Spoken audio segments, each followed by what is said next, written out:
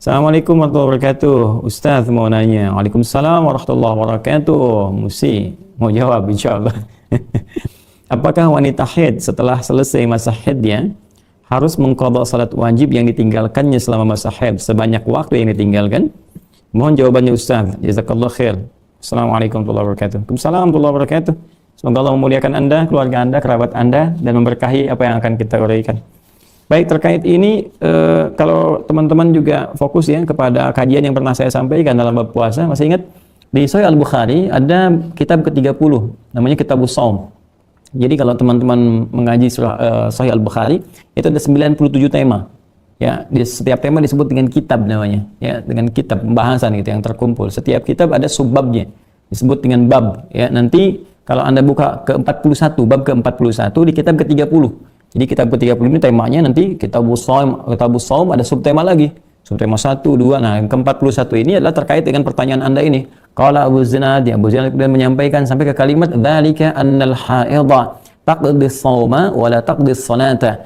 Ya, bahwa di antara persoalan-persoalan yang dibahas itu adalah Nabi menyampaikan tentang seorang perempuan itu yang haid, tiba masa haidnya. Ya, annal haidha taqdi shauma, dia akan mengqadha puasanya. Ya, jadi berlaku qadha puasa bagi orang yang perempuan yang tengah haid kemudian tidak berpuasa selama Ramadan, maka hukumnya pasca Ramadan dia mengqadha puasanya. Wala taqdi shalah, sedangkan salatnya tidak diqadha. Jadi perbedaan antara ada persamaan dan perbedaan antara puasa dan salat bagi perempuan yang tengah haid. Persamaannya ketika tiba waktu puasa itu, ya, maka orang haid ini tidak salat dan juga tidak puasa. Ya, rukhsah kepadanya pada saat itu.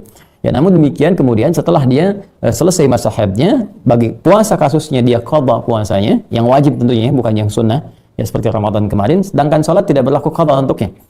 Ya, kenapa Ustaz? Banyak ulama menyampaikan. Pertama yang jelas hadisnya dari Nabi sallallahu alaihi wasallam jelas ya disampaikan di sini. Jadi kalau jalan agama itu pertama dilihat berdasarkan kepatuhan ketaatan kita kepada petunjuk-petunjuk Allah dan Rasul.